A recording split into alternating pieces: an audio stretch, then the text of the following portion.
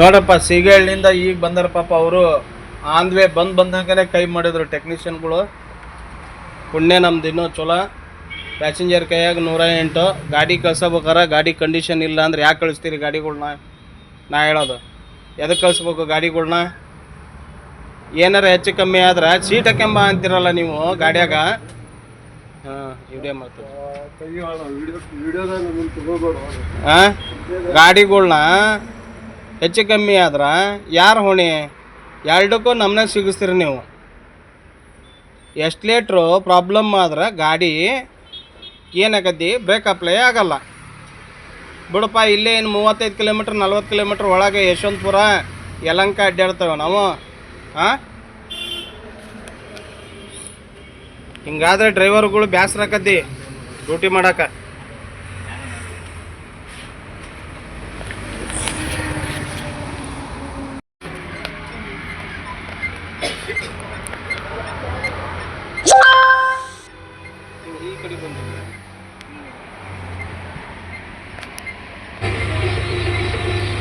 ಇದು ಹೆವಿ ಬಸ್ಸಿನ ಪರದಾಟ ಡ್ರೈವರ್ಗಳದ್ದು. ಹಾಗೆಯೇ ಇಲ್ಲಿ ಜೀವನ ತುಂಬ ಕಷ್ಟ. ಯಾಕಂದರೆ ತಿನ್ನುವ ಅನ್ನಕ್ಕೂ ಸಹ ಕಷ್ಟವಿದೆ. ಏನಾದರೂ ಸಹ ನಮ್ಮ ಮೇಲೆ ಎತ್ತಿ ಹಾಕುವಂತಹ ಹೆವಿ ಬಸ್ ಚಾಲಕರ ಮೇಲೆ ತಪ್ಪನ್ನು ಹೊರಿಸುವಂಥ ಡಿಪೋದಲ್ಲಿ ಡ್ರೈವರು ಒಂದಾಗಿರಲು ಇಷ್ಟಪಡುತ್ತೇನೆ. ಹಾಗೆಯೇ ಬಕೆಟ್ ಹಿಡಿಯುವವರಿದ್ದರೆ ಎಂದಿಗೂ ಉದ್ಧಾರ ಆಗುವುದಿಲ್ಲ, ತಾವೂ ಉದ್ಧಾರ ಆಗೋಲ್ಲ, ಉದ್ಧಾರನೂ ಮಾಡೋಕ್ಕೂ ಬಿಡಲ್ಲ ಅಂತ ನನ್ನ ಮಕ್ಕಳಿದ್ದರೆ ದೂರವಿರಿ. ಹಾಗೆಯೇ ಸುಖ ಸಂತೋಷಗಳನ್ನು ನಾವು ಹಂಚಿಕೊಂಡು ಊರು ಬಿಟ್ಟುಕೊಂಡು ನಮ್ಮ ಹೆಂಡತಿ ಮಕ್ಕಳನ್ನು ಬಿಟ್ಟು ನಾವು ಇಲ್ಲಿ ಗಾಡಿ ಓಡಿಸುತ್ತಾ ಇರುತ್ತೇವೆ. ಹಾಗಾಗಿ ಅನೇಕ ರೀತಿಯ ಸಮಸ್ಯೆಗಳು ಉಂಟಾದರೆ ನಮ್ಮ ತಲೆಯ ಮೇಲೆ ಅವರ ತಲೆ ಮೇಲೆ ಹಾಕುವುದಿಲ್ಲ. ಗಾಡಿ ಡಿಪೋದಿಂದ ಹೊರಗೆ ಔಟ್ ಆದ ಮೇಲೆ ಗಾಡಿ ಏನಾರ ಸಮಸ್ಯೆ ಆಗಿದೆ ಎಂದರೆ ಯಾರೂ ಫೋನನ್ನು ಎತ್ತುವುದಿಲ್ಲ, ಹಾಗೆಯೇ ರೆಸ್ಪಾನ್ಸಿಬಲ್ ಮೊದಲೇ ಮಾಡುವುದಿಲ್ಲ. ಹಾಗಾಗಿ ಪ್ರೀತಿಯ ವೀಕ್ಷಕರಿಗೆ ಒಂದು ಕಿವಿ ಮಾತನ್ನು ಹೇಳಲು ಇಷ್ಟಪಡುತ್ತೇನೆ. ಯಾವುದೇ ಕಾರಣಕ್ಕೂ ಒಂದು ಆಲೋಚನೆ ಮಾಡಿ ಮಂಡ್ಯ ಧೈರ್ಯದಲ್ಲಿ ಗಾಡಿಯನ್ನು ಪರಿಸ್ಥಿತಿ ಆಗಿದೆ.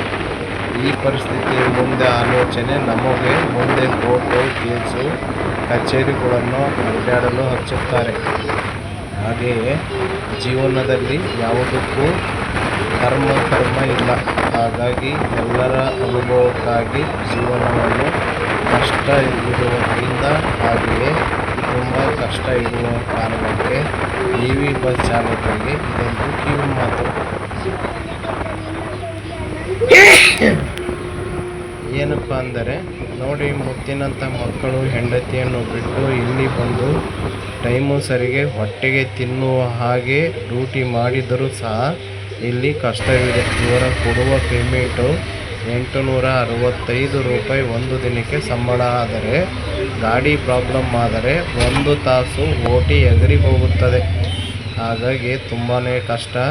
ತೊಳೆಯಲು ನೀರಿರುವುದಿಲ್ಲ, ಮೈ ತೊಳೆಯಲು ನೀರಿರುವುದಿಲ್ಲ. ಪರದಾಟ, ಇದು ನಮ್ಮ ಪರದಾಟ. ಹಾಗೆಯೇ ತುಂಬ ಕಷ್ಟವಿದೆ. ಇದು ನೋಡಿ ಗಾಡಿಯ ಬ್ರೇಕ್ ಡೌನ್ ಆಗಿ ಇದು ಸಮಸ್ಯೆ ತೀರಿಸಿಕೊಳ್ಳದೆ ಅವರಿಗೆ ಫೋನು ಮಾಡಿದರೆ ಯಾರೂ ರೆಸ್ಪಾನ್ಸಿಬಲ್ ಇಲ್ಲ. ಹಾಗೆಯೇ ಟ್ರಿಪ್ ಕ್ಯಾನ್ಸಲ್ ಮಾಡಿದರೆ ಕಿಲೋಮೀಟರ್ ಕ್ಯಾನ್ಸಲ್ ಆಗುತ್ತೆ ಎಂದು ಸೀಟನ್ನು ಹಾಕಿಕೊಂಡು ಬನ್ನಿ ಅಂತ ಹೇಳುತ್ತಾರೆ. ಹಾಗೆಯೇ ಕಂಡಕ್ಟರ್ದು ಏನೂ ತಪ್ಪಿಲ್ಲ.